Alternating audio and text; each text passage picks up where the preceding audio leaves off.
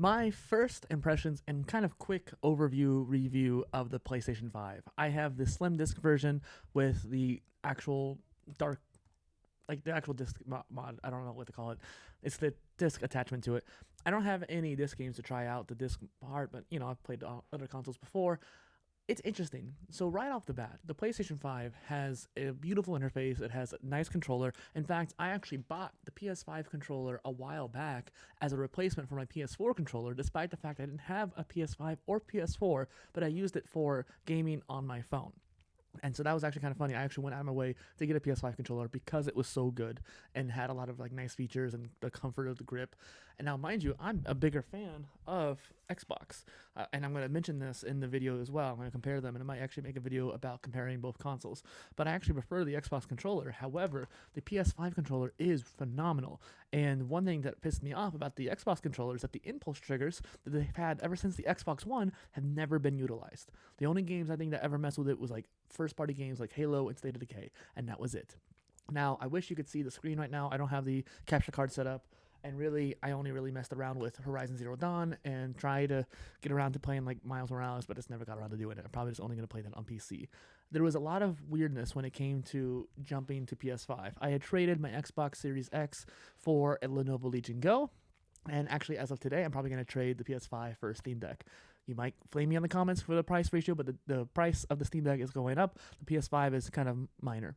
And even though I had the dark plates to make it more effectively a higher cost to sell it, people can pay for a higher cost. Because I had the dark plates, it's still not really quite worth me keeping around, and I never end up playing with the console right now. And I think that's more helpful to have a portable thing, but that's a whole nother video right there.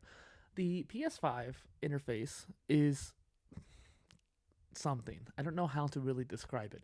I already had some qualms with the PS4 interface. The PS3, like, I didn't like it first, but it grew on me, and I was able to understand why it was made that way, which is why like RetroArch has some really cool themes that kind of model the PS3. I think the PS Vita and the PSP also have a somewhat similar interface to the PS3, and so they kind of like really worked well together. They tried to iterate on that on the PS4 and the PS5, and I think they went the wrong direction. Trying to find my way around on the home screen of the PS5 was just ridiculous, and I thought the Xbox had some bad interfaces over the years, but that is one thing. The other aspect is quick resume. I did not realize how much that made a difference on my gaming as an adult.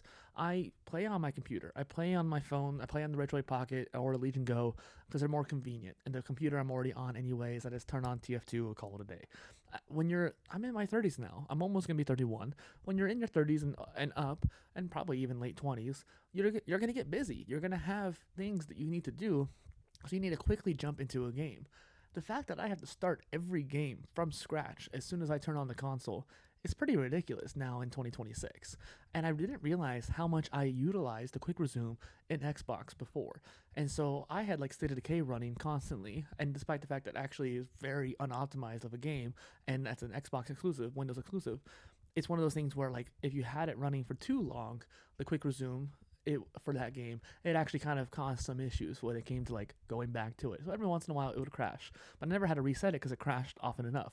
But every other game I ever played with it never had any issues. I had Witcher 3 sitting there on quick resume as like my number 4 or 5 game for months at a time, and I'll go back to it and have no issues whatsoever. Spyro, or let's see, what are games? Halo was actually one of the games I don't think did quick resume very well. Either Halo Infinite did it, but I don't think the Master Chief Collection does it because of the way that the games work. You have to like get into the levels. But most games would have quick resume, and that made a huge difference. And I really wish that more consoles, and even like I think the Steam Deck actually kind of has that now, with the way that SteamOS works. I'm trying to give more of a review of the PS5, but I don't know if my experience with it is enough. I haven't like sat down for months at a time playing it, or even like a few weeks at a time. I've only gotten it recently, and I just don't feel attached to it.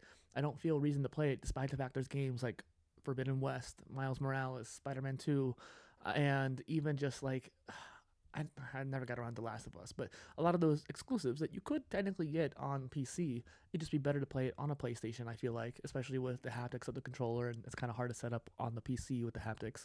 That's what I was going to mention, like the haptics of the PS5 is built into the controller, unlike Xbox, despite the fact it has the hardware there, they don't utilize it. So I think there's a lot of benefits to the PS5, but I definitely do not think it surpasses the Xbox, especially since the Xbox also has backwards compatibility. A lot of the games I like to play were Xbox 360 or Xbox One games, and you can't do that on the PS5. Maybe some PS4 games, and technically speaking, like Horizon Zero Dawn, the version I have is the PS4 version, which means I didn't even get to fully experience what the newer version would be like. But I just wanted to make this video because it's just like I had to get this off my chest when it came to this device and really just talking about it. So thank you.